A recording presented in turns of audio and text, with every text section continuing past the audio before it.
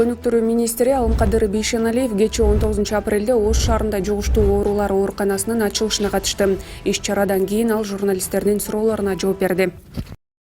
Бишкекте 20 жаштагы кыз мас абалында өзүн уурдап кетишкени жөнүндө жалган айткан. Бул тууралуу Ленин райондук ички иштер башкармалыгынын маалымат кызматынан билдиришти. Маалыматка караганда 19 апрель күнү болжол менен саат түнкү 2:45 чамасында 102 кызматына Бишкектеги 3 терек көчөсүнөн 2001 жылы туулган кызды белгисиз адам Honda Accord үлгүсүндөгү унаасына салып Кара-Балта тарапка алып кетти деген маалымат келип түшөт. Айтылган дарекке милиция кызматкерлери барганда аталган факты тастыкталган эмес. Бирок алдын ала алынган маалыматтар боюнча кыздын 102 кызматына чалган классташы 19 апрелде саат 22:40 12:30 чамасына чейин алар 3 терек көчөсүндө жайгашкан балдар аянтчасында классташтары менен чогуу спирт ичимдигин ичишкендиктерин айтып берген. Бишкекте 4 унаа кагышкан жол кырсыгында 3 адам жабыркады. Бул тууралуу милициянын кайгыл кызматынан билдиришти. Маалыматка караганда жол кырсыгы бүгүн 20 апрелде саат 12:41 чамасында Чыңгыз Айтматов проспектиси менен Айны көчөсүнүн кесилишинде болгон.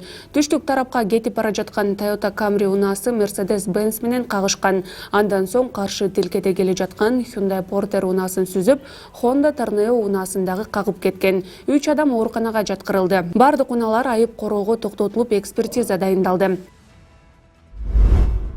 Кыргызстанда бир сутка ичинде 225 адамдан коронавирус аныкталды. Бул тууралуу Саламаттыкты сактоо жана социалдык өнүктүрүү министринин орун басары Жалалидин Рахматуллаев брифинг берип жатып билдирди. Бир сутка ичинде COVID-19 жаңы катталган учурлары Бишкек шаарында 117, Чүй облусунда 82, Ош облусунда 4, Талас облусунда 1, Нарын облусунда 4, Ысык Көл облусунда 12, Жалал Абад облусунда 5. Өлкөдө пандемия катталгандан бери 92 320 адам коронавирус илдетин жуктуруп алган.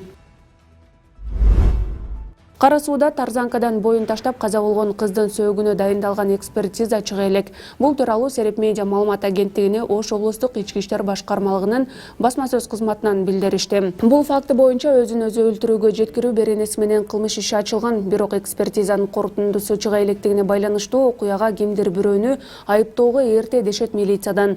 Эске салсак, 25 март күнү Кара суу районунун Төлөкан айыл аймагында орун алган дача участкасында 26 жаштагы кыз тарзанкадан боюн таштап каза тапкан. Кийин анын бул кадамга баруусуна жигити менен уруша кеткени себеп болгону айтылган. Айрым жалпыга малымдоо каражаттары жигитинин үй бүлөсү бар экенин дагы жазып чыгышкан эле. Бүгүн 20 апрелде Конституциялык мыйзамдар жана укук тартиби комитеттеринин биргелешкен жыйыны өтүп жатат. Ага башкы прокурор Курманкул Зулушев катышып жатат. Жыйында депутат Зарылбек Рысалиев башкы прокурор Курманкул Зулушевке кайрылып, жакында эле УКМК тарабынан чыккынчылыкка шектелип 2 жаран кармалганын, башкы прокурор кайсы киши мамлекетке чыккынчылык кылды деп айтса болоруна кызыкты.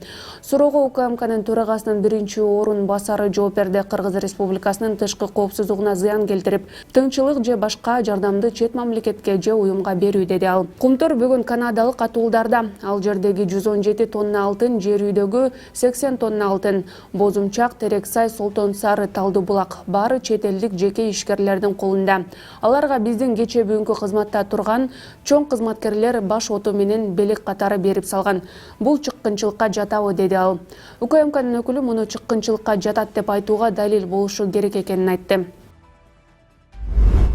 Башкы прокуратура жарандык активист Тилекмат Кудайбергеновдун баш коргоо чарасын өзгөртүү маселесин карап чыгат. Бул тууралуу бүгүн 20 апрелде жогорку кеңештин комитет жыйынында башкы прокурор Курманкул Зулушев билдирди. Анын айтымында активист бийликти укулатуу тууралуу чакырыктарды камтыган билдирүүлөрдү өзү жазып жүргөнүн мойнуна алды.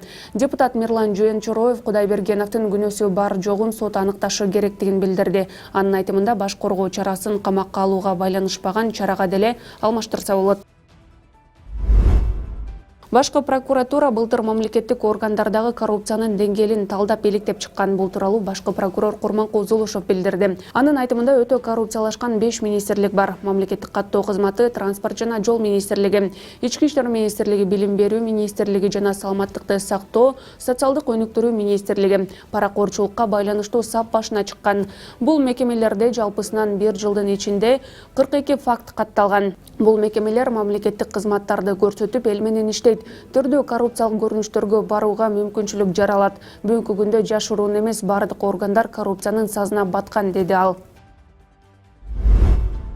Президенттин ар намысына шек келтирген сөздөр айтылып жатат. Бул тууралуу бүгүн 20 апрелде башкы прокурор Курманкул Зулушев билдирди. УКМК тарабынан бизге тынбай укугун коргоңуздар деп каттар келип жатат. Бул боюнча президент менен сөйлөштүм. Бул киши ушундай бир да билдирүүгө эч кандай киришпегиле. Биздин мамлекет демократиялуу өлкө. Ким каалаганын айтсын, коомчулук өзү таразалап алат деди. Биз ошол үчүн бир да коргоо иштерин жүргүзгөн жокпуз деди ал. Ушул жана башка жаңылыктарды Сереп Чекит KG сайтына кирип окуп тааныша аласыздар. Күнүңүздөр ийгиликтүү улансын.